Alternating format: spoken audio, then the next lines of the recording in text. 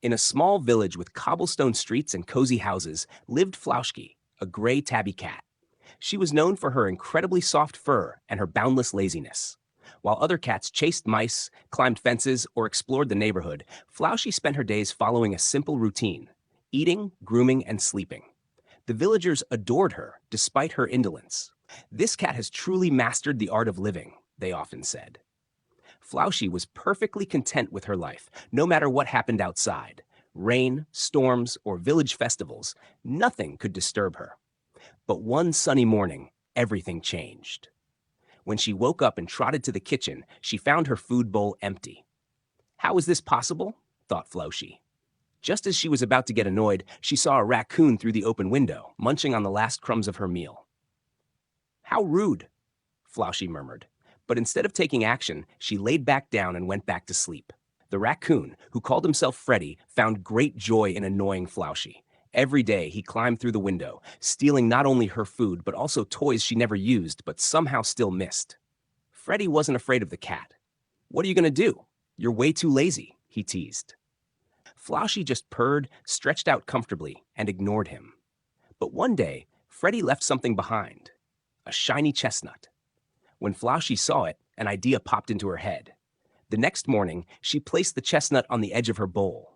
When Freddy snuck in again and tried to grab her food, the chestnut rolled off and hit him square on the nose. Freddy yelped in surprise and darted out of the kitchen. Flauschi yawned contentedly. "Sometimes, being clever is all it takes," she thought, and drifted back to sleep. The next morning, a new troublemaker appeared, a colorful sparrow named Pip. He had heard from Freddy about how boring Flauschi was and couldn't believe it, so he decided to test her. Pip perched on Flauschi's head and started singing, loudly and off-key. "Wake up, lazy cat," he chirped cheerfully.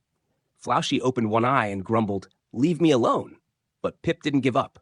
He flitted around her, tugged on her tail, and even threw breadcrumbs at her.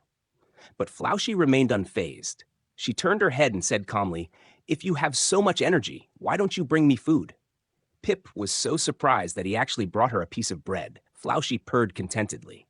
"That'll do for today," she said, chewing slowly, leaving Pip utterly confused. That night, a small mouse named Maxie sneaked into the kitchen through a hole. She was hungry and looking for food. When she saw Flauschi snoring in front of the fridge, she got bold. "This cat is a joke," Maxie thought, and began gnawing a hole into the fridge. The next morning, Flauschi woke up to the sound of rustling. She opened one eye and saw Maxie dragging a piece of cheese out of the fridge. "Did you make that hole?" Flauschi asked lazily. Maxie froze in fear. Yes," the mouse replied hesitantly. Flauschi yawned. "You can have the cheese, but don't break the fridge again. Otherwise, I might have to move." Maxie nodded enthusiastically and promised to be careful. From then on, the mouse became a regular visitor, and Flauschi enjoyed sharing her leftover cheese, without lifting a paw herself.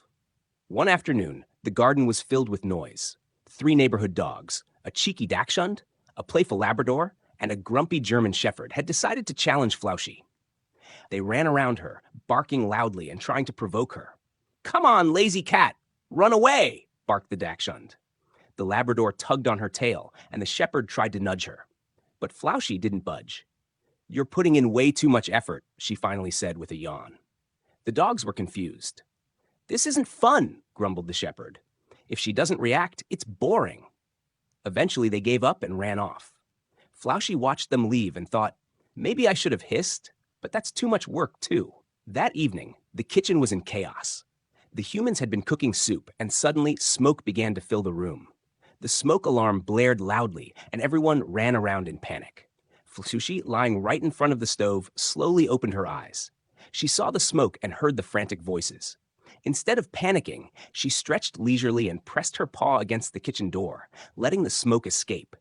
The humans noticed and quickly put out the danger. "Flauschi, you saved us!" they exclaimed in amazement. The cat purred contentedly. It was nothing, she thought, as she laid back down. As a reward, the humans filled her bowl with especially delicious food. Flauschi enjoyed the feast, groomed herself thoroughly, and curled up on her favorite windowsill. After all, she was the laziest and smartest cat in the world. At the end of the day, Flauschi was back in her element, full, clean, and completely relaxed. She had proven that laziness doesn't mean doing nothing. Sometimes it's about doing the right thing at the right time. The villagers would tell stories for years about the lazy cat who became a hero without lifting a finger. As for Flauschi, she had only one thought: I hope tomorrow's meal is just as delicious.